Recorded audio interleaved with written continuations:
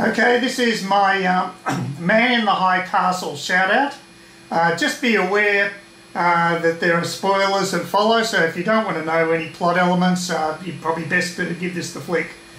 The Man in the High Castle is an American television series depicting a dystopian alternative history. Created by Frank Spotnitz, the series is produced by Amazon Studios. It's based on the 1962 novel of the same name by Philip K. Dick. In the alternative 1962, the Axis powers have won World War II and divided the United States into the Greater Nazi Reich, comprising more than half the eastern part of the continent and the Japanese Pacific states to the west. These territories are separated by a neutral zone that encompasses the Rocky Mountains. The series follows characters whose destinies intertwine after they come in contact with a series of propaganda films that show different histories. Premiering in January 2015, the pilot was Amazon's most watched since the original series development program began. The next month, Amazon ordered a 10-episode season which was released in November to positive reviews. A second season of 10 episodes premiered in December 2016 with a third season announced a few weeks later and released on October the 5th, 2018. In July 2018 it was announced at the San Diego Comic-Con that the series had been renewed for a fourth season, which I celebrated when I heard that news. That's great news. Ridley Scott is also an executive producer on the show, which gives me great joy. I'm a big Ridley Scott fan. Alternate history, or alternative history, sometimes abbreviated as AH, is a genre of speculative fiction consisting of stories in which one or more historical events occur differently. These stories usually contain what-if scenarios at crucial points in history and present outcomes other than those in historical record. Here are some examples. What if the South won the Civil War? Effect: America becomes one nation again in 1960. What if the Romans won the Battle of Teutoburg Forest? The effect: no one would speak English. What if the South had won the US Civil War? Effect: the Union would be over forever. What if the Cuban Missile Crisis escalated into a full-scale war? Effect: the end of nuclear proliferation except in the US. As you can see, the effects are very speculative and open to interpretation, but that's half the fun when you're talking about alternative history. Now, can you guess what I believe is the biggest grossing box office alternate history film? I'll let you think about this. In the case of The Man in the High Castle, the outcome of World War II does a total 180. If this wasn't disruptive enough, convincingly real 16mm films of Allied victories in World War II begin showing up in a dissident underground. They are immediately identified as a threat by both paranoid and authoritarian regimes occupying either halves of the USA, in other words, the Japanese and German empires. A game of cat and mouse takes place between the hunter and hunted. Personally, I was knocked out by the pilot episode, which beautifully illustrated an alternative outcome to World War II. I felt the first series dragged a bit after that, with an emphasis on political intrigue. However, the second series picked up the pacing and was much more watchable from my perspective. I enjoyed the third series even more, which is greater sci-fi emphasis that culminated in the especially powerful last two episodes. I was surprised to see many negative reviews of this series on the Internet Movie Database. However, the series overall still gains an 8.1 rating from viewers, which is far from shabby. I was delighted to discover that The Man in the High Castle was renewed for a fourth season. I feel there's so much more to explore in such a show encompassing multi-universes. So, here we go. In spite of my joy at this series being produced, there are some issues that made me think, well, I didn't like it so much in these respects. No TV show is perfect, and we all have our little gripes, even with an A-list production such as this. I'm a little disappointed that there's no global reference to what happened to, say, the Russians. Presumably it was a fully fledged pogrom opening up Lebensraum for migrating Germans. Would it hurt to at least make a passing mention of this? I wouldn't have thought so, but I haven't detected any reference whatsoever to this this missing part of history. I was also dubious about seeing black Americans running free in biker gangs, no less, in the neutral zone. I can't believe the Nazi racial policies would allow any blacks to survive.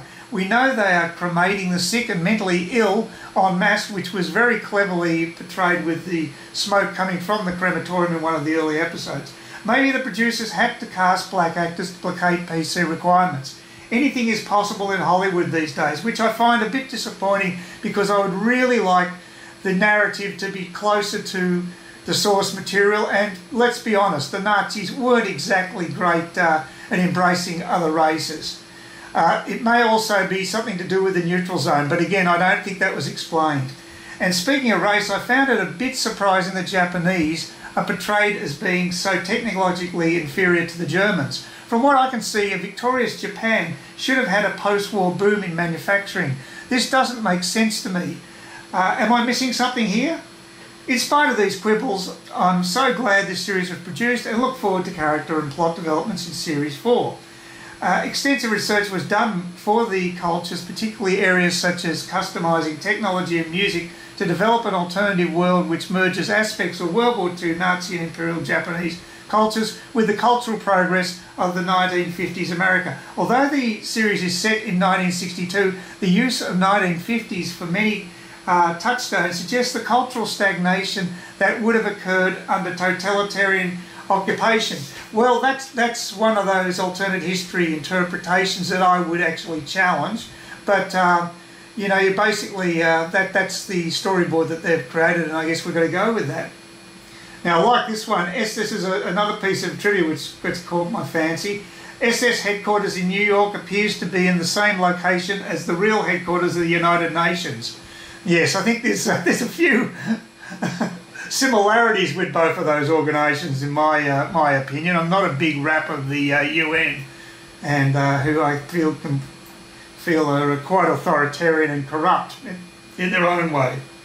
Edelweiss, the opening theme song, is commonly believed to be an Austrian folk song, but was actually written for the musical Sound of Music, which would never have been written if the Nazis had won the war. In addition, the song would never have been written in Nazi-occupied America, even in the absence of the musical, as Richard Rodgers and Oscar Hammerstein were from Jewish families. In The Sound of Music, the song was sung as a patriotic protest by an Austrian opposed to the German annexation of Austria into the Reich, to create sentiment for the independence of Austria. Presumably the song is sung as the theme song for this series for a similar purpose, to recall the independence of the United States before it was conquered. I've got to say, I've been to Salzburg, and boy, do they flog the Sound of Music there as a tourist attraction. As of 2015 Season 1, two figures from real life have appeared as characters, Adolf Hitler and Oberstgruppenführer Reinhard Heydrich, generally regarded as the heir apparent to Himmler's command of the SS prior to the assassination in 1942 by the Czech resistance operatives trained by British intelligence services. Also, the characters of the Crown Prince and Princess of Japan, while unnamed in the series, appear to be based on real Prince Akihito and Princess Michito.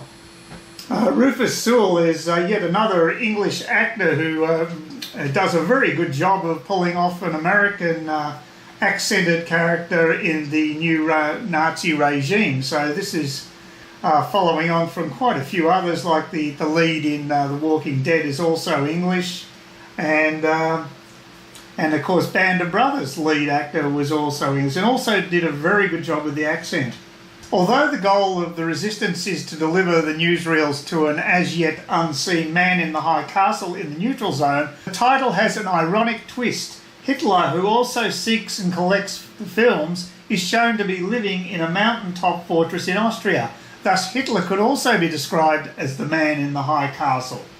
And now that biggest grossing alternate history film revealed, Back to the Future. Back to the Future spent 11 weeks at number 1. The film went on to gross $210.61 million in North America and $178.5 million in foreign countries, accumulating a world total of $389.1 million. Back to the Future was the top grossing film of 1985 and number 69 on the all-time high grossing inflation-adjusted domestic box office list. So not too bad. So it's a very fickle industry, entertainment, and I think Man in the High Castle has done extremely well to survive 4 seasons, and hopefully going from strength to strength. Fingers crossed.